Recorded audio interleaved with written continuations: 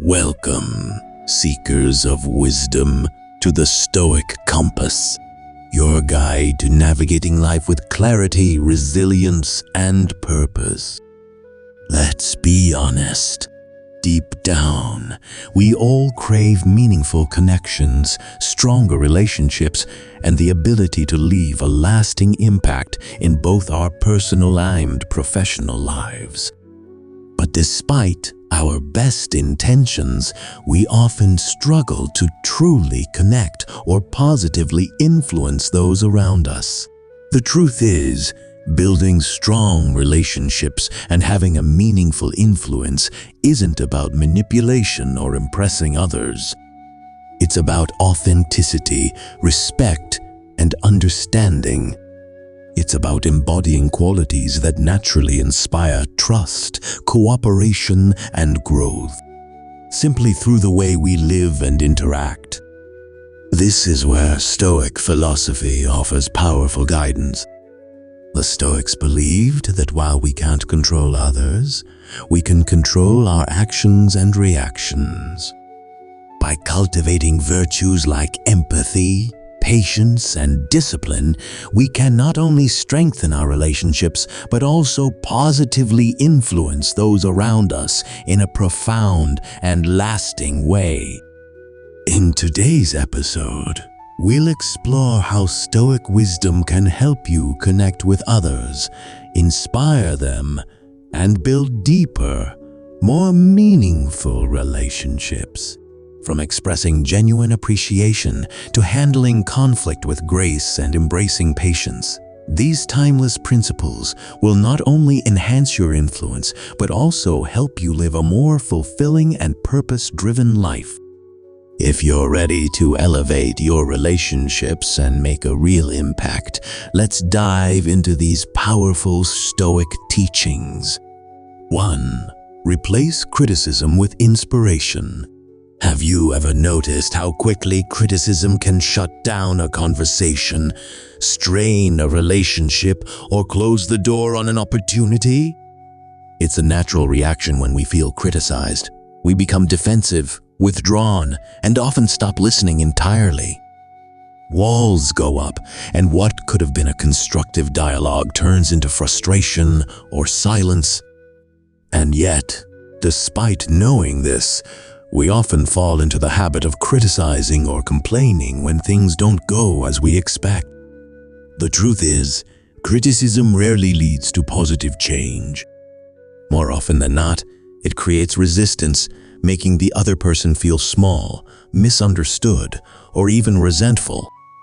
Whether in personal relationships, the workplace, or social settings, constant criticism fosters negativity and defensiveness rather than growth. But what if, instead of pointing out faults, we could inspire others to improve, evolve, and reach their potential? This is where Stoicism offers valuable wisdom.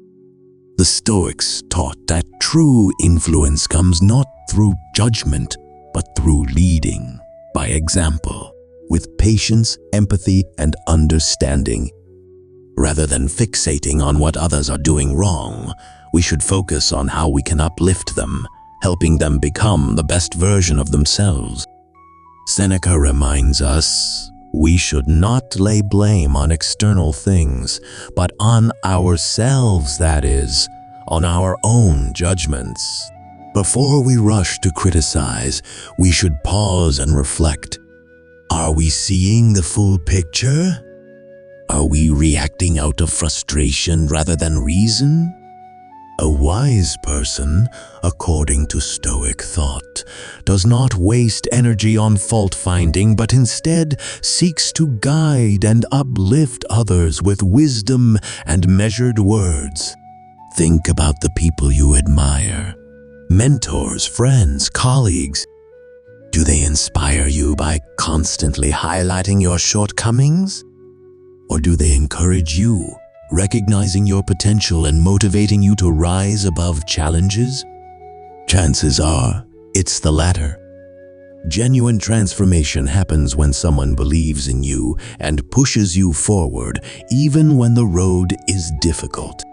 So, ask yourself, do you focus more on others' weaknesses or on their strengths? The next time you're tempted to criticize, pause. Instead of pointing out flaws, consider how you can inspire growth. How can you help someone recognize their own strength and capability? Encouragement over criticism doesn't mean ignoring problems or sugarcoating reality. It means addressing challenges in a way that empowers rather than diminishes. It's about guiding with patience, compassion, and respect, qualities the Stoics held in the highest regard. As Marcus Aurelius wisely said, the best revenge is to be unlike him who performed the injustice. When we respond to negativity with encouragement instead of judgment, we not only shift the course of the conversation, we have the power to change someone's mindset, their actions, and possibly even their life.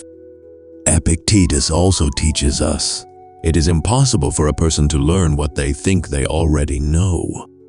When we criticize, we often assume we hold the correct perspective. But true wisdom comes from fostering an environment where others feel safe to grow, not from making them feel small. So, the next time you feel the urge to criticize, ask yourself, how can I inspire instead? You may be surprised at how much of a difference it makes, not just in others, but in yourself. 2. The art of genuine appreciation. A Stoic approach to strengthening bonds. In the rush of daily life, our ambitions, struggles, and endless distractions, it's easy to overlook one of the simplest yet most powerful ways to strengthen relationships: sincere appreciation. We often forget to pause and recognize the efforts of those around us, but the truth is, everyone wants to feel valued. No matter how confident or successful someone appears, deep down, we all crave recognition. Not the empty, superficial kind, but genuine appreciation that comes from a place of sincerity. Think about the moments when you felt truly appreciated. Maybe it was a heartfelt compliment from a friend, a thank you from a colleague, or an encouraging word from someone you admire. How did it make you feel? Energized? Motivated? Perhaps even inspired to do more, be more? That's the power of true appreciation. It doesn't just uplift the person receiving it, but it also strengthens relationships and fosters an environment of trust, respect, and collaboration. The Stoics deeply understood this. Marcus Aurelius, one of history's greatest Stoic philosophers, frequently reflected on the importance of recognizing the good in others, even those who were difficult or flawed. He wrote, "When you arise in the morning, think of what a privilege it is to be alive. To think, to enjoy, to love." This perspective extends beyond just gratitude for life. It's also about acknowledging the goodness in those around us and expressing it. When we give sincere appreciation, we aren't just saying "good job." We are saying, "I see you. I recognize your effort. I value what you bring to the table." This kind of acknowledgement builds trust, strengthens bonds, and encourages others to keep striving, knowing their efforts are meaningful. And the best part, it costs nothing, yet its impact is immeasurable. However, there is one essential rule: appreciation must be genuine. People can sense when praise is forced or empty, and when it lacks sincerity, it feels more like flattery or manipulation than encouragement. This is why appreciation should be specific and heartfelt, recognizing not just what someone did, but the effort, skill, or mindset behind it. It's not about gestures. Sometimes, the smallest acts, the unnoticed efforts, the quiet persistence, the behind-the-scenes contributions deserve the most recognition. It could be as simple as saying, "I really admire the patience you showed in that situation," or "Your positivity today really lifted the team's spirit." These seemingly small words of acknowledgement have a profound impact, fostering a culture of support and motivation. So, how can you bring this into your daily life? Start by actively noticing the qualities you admire in those around you. Whether it's in your personal life, workplace, or even interactions with strangers, take a moment to express genuine appreciation. Recognize kindness, effort, and resilience when you see it. And most importantly, make sure your words come from the heart. Because when you sincerely appreciate others, you're not just uplifting them. You're cultivating an environment where everyone feels seen, valued, and inspired to be their best. And that is where true connection and transformation happen. 3. Cultivate deep listening and genuine interest in others. How often do we find ourselves in conversations where we're merely waiting for our turn to speak rather than truly listening? Perhaps we nod absent-mindedly while our mind drifts to the next item on our to-do list, or we're distracted by our phones, half engaged but not fully present. In these moments, we miss out on something invaluable. The opportunity to truly connect and understand another person. Think back to a time when someone genuinely listened to you. Not just hearing your words, but truly absorbing them, making you feel seen, valued, and understood. That kind of presence is rare, yet it has the power to strengthen relationships in ways that words alone cannot. When we listen with full attention and sincere curiosity, we foster trust, deepen connections, and influence others in a way that is both subtle and profound. Stoicism teaches us that we should focus only on what we can control, and one of the most powerful things within our control is how we engage with others. Marcus Aurelius in Meditations reminds us, "You have 2 ears and 1 mouth for a reason. Listen more than you speak." He also urges us to shift our focus outward, asking, how much time do you spend thinking about your own life, and how little do you focus on the lives of others? This wisdom highlights an essential truth. When we listen with genuine interest, we create space for deeper understanding and meaningful relationships. Active listening isn't just about being silent while someone else speaks. It's about engaging with their words, seeking to understand their emotions, and responding with empathy. Instead of mentally preparing a response, try asking thoughtful questions that show real curiosity about their thoughts and experiences. The goal is not to steer the conversation toward yourself, but to truly appreciate the perspective of another. Empathy and listening go hand in hand. When we listen, not just with our ears, but with our hearts, we connect with people on a deeper emotional level. This builds trust, fosters respect, and ultimately strengthens bonds that endure. In a world where people are often too busy to listen, being someone who truly pays attention sets you apart. So, the next time you find yourself in conversation, pause and ask, am I truly listening or just waiting for my turn to speak? The more we practice this, the more naturally it becomes part of who we are, turning simple conversations into moments of genuine connection.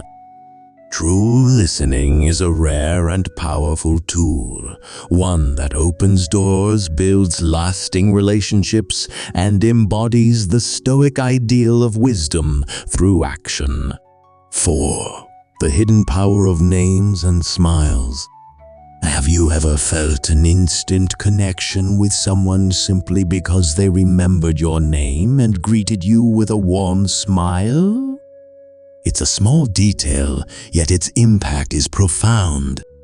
A person's name is the sweetest sound to their ears, a recognition of their individuality. Likewise, a sincere smile can dissolve barriers, foster trust, and turn even the most ordinary encounters into meaningful connections. Yet, in the fast pace of life, we often overlook these simple yet powerful tools. Our focus drifts toward deadlines, distractions, and personal concerns, causing us to forget that the smallest gestures can leave the deepest impressions. However, when we make the conscious effort to address someone by name and greet them with genuine warmth, we transform not only the interaction, but also the relationship itself. The Stoics, ever mindful of human nature, understood that how we treat others is a reflection of our inner world. Marcus Aurelius, in Meditations, reminds us, "The happiness of your life depends upon the quality of your thoughts." By choosing to engage others with kindness, respect, and attentiveness, we cultivate virtues within ourselves while also enriching the lives of those around us. To the Stoics, every human interaction was an opportunity to practice wisdom, temperance, and justice, the pillars of a virtuous life. Using a person's name is one of the simplest yet most effective ways to create a sense of belonging. It acknowledges their presence, affirms their worth, and fosters an immediate sense of connection. It tells them, "I see you. You matter." This act, seemingly minor, strengthens trust and builds rapport, whether in friendships, professional settings, or even chance encounters. Similarly, a genuine smile transcends words. It signals openness, sincerity, and goodwill qualities that put people at ease and encourage authentic communication. A real smile is effortless, yet its influence is powerful. But authenticity is key. A forced smile is easily detected and can feel insincere, whereas a genuine one conveys warmth and sincerity, instantly making interactions more positive and welcoming. Seneca, another great Stoic thinker, wrote, "Wherever there is a human being, there is an opportunity for kindness." A name and a smile are two of the simplest ways to practice this. They cost nothing but yield extraordinary returns, improved relationships, stronger trust, and a more uplifting environment. The next time you engage with someone, whether at work, with friends, or even in passing, pause and make the effort.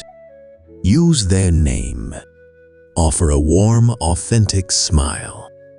These small, deliberate acts can create ripples of positivity, strengthening your influence and deepening your connections in ways you may never have imagined. 5. The wisdom in respecting opinions and avoiding conflict. How often do we find ourselves drawn into arguments, convinced that we must defend our perspective at all costs? Whether it's a disagreement among friends, a workplace debate, or a conflict with family, the instinct to prove ourselves right can sometimes overshadow the opportunity to truly listen. But the truth is, arguing rarely leads to enlightenment. Instead of fostering understanding, it often strengthens division, leaving both parties more set in their ways. Consider the last serious disagreement you had. Did it result in meaningful insight, or did it simply leave both sides frustrated and unheard? More often than not, arguments don't open minds. They create tension and entrench people further into their beliefs. The pursuit of victory in a debate can blind us to what really matters: learning, growing, and connecting with others on a deeper level. The Stoics deeply understood this principle. They valued rational discourse, but also recognized that wisdom is found in measured responses, not heated disputes. Seneca, a prominent Stoic thinker, noted, "We suffer more in imagination than in reality." Many conflicts arise not from real opposition, but from our own attachment to being right, from assumptions we make about others' intentions, and from the emotional charge we attach to differing viewpoints. When we resist the impulse to argue, we free ourselves from unnecessary mental turmoil and open ourselves to clearer, more constructive discussions. So, what's the alternative? Rather than engaging in fruitless disputes, we can choose to respect differing perspectives. This doesn't mean we must accept every opinion as truth, but it does mean we should listen with a genuine interest in understanding where others are coming from. A conversation should be an exchange of ideas, not a battlefield. When we make space for dialogue instead of conflict, we cultivate respect and create opportunities for collaboration. The next time you feel the urge to contradict someone outright, pause. Instead of reacting defensively, ask thoughtful questions. What has shaped their point of view? What experiences have led them to their conclusions?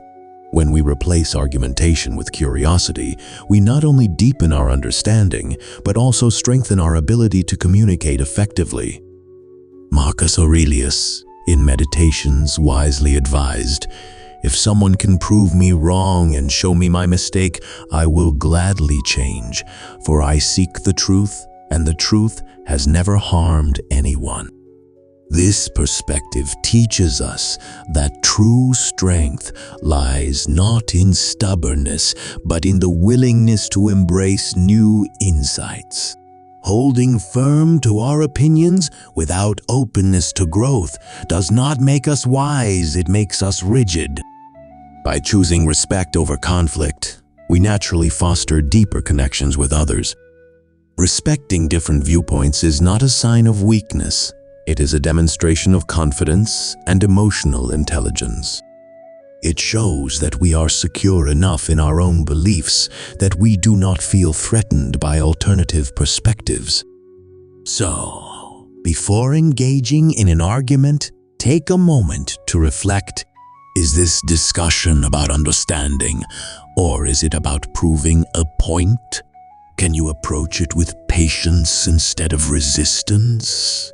By shifting from debating to exchanging ideas, from reacting impulsively to responding thoughtfully, you will find that conversations become richer, relationships become more harmonious, and your ability to positively influence others grows exponentially. 6. Acknowledge mistakes and set the right tone. How often do conversations turn sour because they begin with defensiveness or blame? Whether in the workplace, at home, or in casual exchanges, we've all experienced moments where tension takes over, making meaningful dialogue nearly impossible. In these situations, admitting fault can feel like surrendering control, and pride tempts us to justify, deflect, or deny our errors. But in reality, acknowledging mistakes is not a sign of weakness. It is a mark of self-awareness and strength. Taking responsibility for our missteps fosters trust and signals integrity. It demonstrates that we value growth over ego and relationships over self-image. By admitting when we are wrong, we shift the conversation from conflict to collaboration, from resistance to resolution. This approach not only diffuses tension, but also encourages openness, allowing others to engage in more constructive discussions. Reflect on a past mistake, whether personal or professional. Did you immediately own up to it, or did you find yourself making excuses? When we refuse to admit wrongdoing, we risk deepening misunderstandings and damaging relationships. On the other hand, stepping forward and saying, "I see where I went wrong, and this is how I plan to fix it," creates an opportunity for resolution and mutual respect. The Stoics understood that obstacles, including our own failures, are not barriers, but opportunities for self-improvement. Marcus Aurelius once wrote, "The impediment to action advances action. What stands in the way becomes the way." In other words, the challenges we face, including the humility required to admit mistakes, are precisely what help us grow. Avoiding responsibility may seem like self-preservation in the moment, but in the long run, it prevents genuine progress. Beyond admitting faults, the way we begin conversations, especially difficult ones, shapes their outcome. Opening with blame or justification often leads to argument, whereas leading with accountability fosters understanding. Instead of saying, "I didn't do it because try," I take responsibility, and this is how I will make it right. This shift transforms conversations from confrontations into opportunities for cooperation and problem solving. However, taking responsibility does not mean shouldering blame unfairly or apologizing for things outside our control. It means owning what is ours, addressing it with honesty, and committing to improvement. This attitude not only strengthens personal and professional relationships, but also sets a standard for those around us. When people see us take accountability without hesitation, they are more likely to do the same, fostering a culture of mutual respect and transparency. So, how can you put this into practice? The next time you find yourself in a challenging conversation, pause. Take a deep breath. Approach the discussion with honesty and a solutions-focused mindset. By setting a positive tone, you'll not only strengthen your relationships, but also build a reputation of wisdom, leadership, and integrity. 7. Lead with guidance, not authority. Consider the last time someone dictated every step you should take, offering no room for personal input or autonomy. Did it motivate you, or did it leave you feeling constrained and uninvested? While issuing commands may seem like the fastest way to get things done, it often results in reluctance, disengagement, and minimal effort. People thrive when they feel a sense of ownership over their choices and contributions. True leadership, then, is not about control. It is about fostering independence and responsibility in others. Whether in the workplace, at home, or within a community, the most effective leaders do not demand compliance. They cultivate an environment of trust and collaboration. When people believe their voices matter, they naturally take greater initiative and bring forth their best work. The Stoics understood power is not in dominance but in influence. They rejected coercion, advocating instead for wisdom and persuasion. Marcus Aurelius, in his Meditations, emphasized the importance of leading by example rather than compulsion. A leader's duty is not to impose his will, but to encourage others to act with virtue and clarity. By allowing people the space to think, decide, and contribute, we nurture not only their growth, but also the strength of the group as a whole. Reflect on the mentors or leaders who have impacted your life the most. Were they those who barked orders, or those who guided with wisdom and patience? The greatest leaders do not command respect. They inspire it. They create an atmosphere where individuals feel valued and essential rather than merely subordinate. By choosing to guide instead of dictate, we establish mutual respect. Rather than assuming superiority, we position ourselves as facilitators of progress, helping others find their own path forward. This approach fosters deeper connections, encourages problem-solving, and nurtures self-reliance. So how can this be applied in daily life? Shift from issuing directives to asking thoughtful questions. Instead of saying, "Do it this way," try asking, "How do you think we should approach this?" Or, "What are your thoughts on this solution?" Inviting others to contribute not only demonstrates trust, but also encourages them to take initiative and responsibility. This simple adjustment transforms interactions from top-down orders into collaborative efforts, leading to better engagement and more effective results. This principle extends to all aspects of life. In professional settings, it leads to employees who feel like valued contributors rather than passive workers. In relationships, it fosters a sense of teamwork and mutual respect. In any situation, allowing people the autonomy to act on their own strengthens their sense of purpose and commitment. The next time you find yourself in a position of influence, resist the urge to control. Instead, inspire, guide, empower. Watch as those around you rise to the challenge not out of obligation, but because they truly want to. 9. Correct with subtlety and lead with solution. Mistakes are an unavoidable part of life. No matter how skilled, careful, or experienced we are, errors will happen. Yet, what truly defines growth is not the absence of mistakes, but how we handle them, both in ourselves and in others. Too often, we rush to correct mistakes with blunt force, thinking that directness equals efficiency. But telling someone outright that they're wrong rarely inspires improvement. It often triggers defensiveness, embarrassment, or even resistance. The real art of correction lies in subtlety, in guiding rather than chastising, in offering solutions rather than blame. The wisdom of gentle correction. The Stoics understood this well.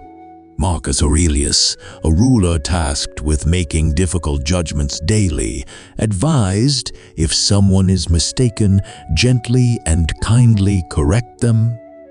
If you cannot, then blame yourself, or not even yourself. In other words, the focus should not be on condemnation, but on quiet, constructive improvement. Epictetus, another great Stoic thinker, taught that we should never shame people into learning, but lead them toward understanding. He believed that the purpose of correction is not to punish, but to help others and ourselves move toward wisdom. A harsh rebuke only bruises the ego, while a thoughtful approach nurtures lasting growth. An engaging narrative, the mentor's approach. Imagine two managers overseeing a new employee. The first manager, impatient with inefficiency, says, "You did this wrong. Fix it, or it's going to be a problem." The employee, feeling embarrassed, rushes to correct the mistake, but doesn't fully understand what went wrong. Fear of failure takes over, and the same mistake happens again. The second manager, however, takes a different approach. "I see what you were aiming for here. It's a good start. Let's refine it together so it's more effective. What do you think would improve this?" Here, the employee, isn't just being corrected, they are being included in the process. Rather than feeling reprimanded, they feel empowered to improve. This approach turns correction into an opportunity rather than a setback, correcting ourselves with the same kindness. This principle isn't just for guiding others. It applies just as much to how we handle our own shortcomings. If we berate ourselves every time we fail, we risk discouragement and stagnation. Instead of, "I'm terrible at this," the wiser approach is, "This is something I can improve. What did I learn?" Seneca, another prominent Stoic, encouraged self-reflection over self-condemnation. He suggested that at the end of each day we ask ourselves, "What did I do well? What could I have done better? How can I improve tomorrow?" In doing so, we transform our mistakes into stepping stones rather than obstacles. Applying this wisdom in daily life, the next time you need to correct someone or yourself, pause before reacting. Consider the long-term impact of your words. Can you offer guidance instead of criticism? Can you turn a mistake into a moment of learning rather than an attack on competence? In every conversation, every leadership role, and every moment of self-improvement, adopting a mindset of gentle correction and solution-based thinking will not only help you grow, but it will also strengthen relationships and build trust. After all, the true measure of wisdom isn't in pointing out errors, it's in helping others and ourselves rise above them. 10. Set a standard others aspire to. We've all heard the phrase, "lead by example," but how often do we truly embody the qualities we expect from others? Influence doesn't come from issuing commands or setting rigid expectations. It comes from living in a way that naturally inspires those around us, whether in our careers, relationships, or communities. People are more likely to follow someone whose actions align with their words.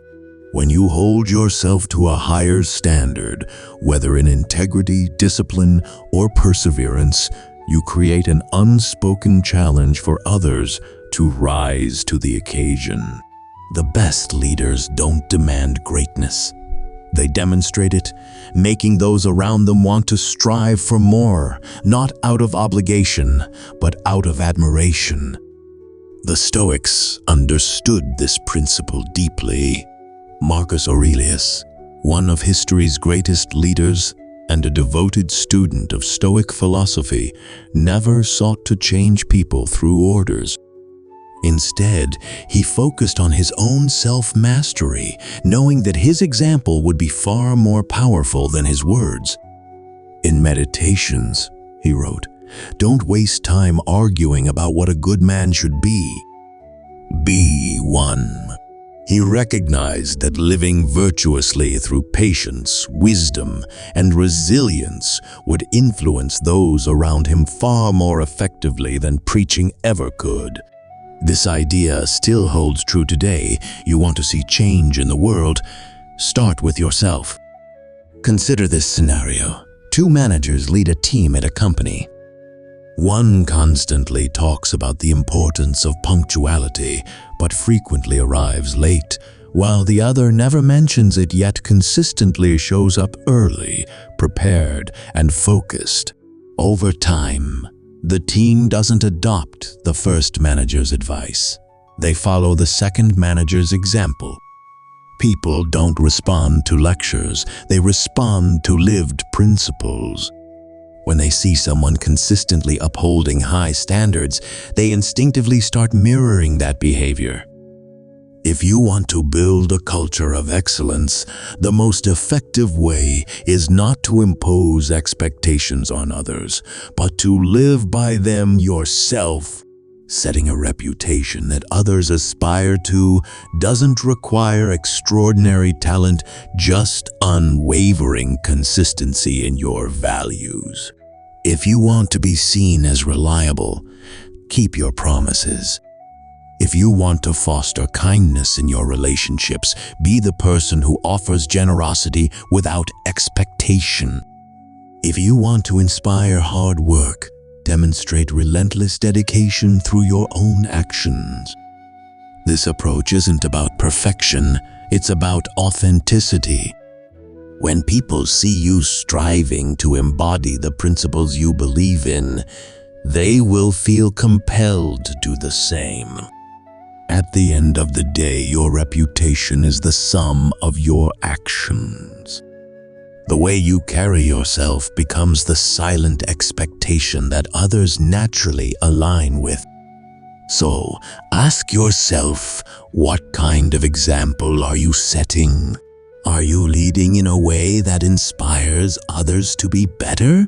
If not, the best time to start is now, not through words, but through action. Be the person others aspire to become, and watch how the world around you transforms.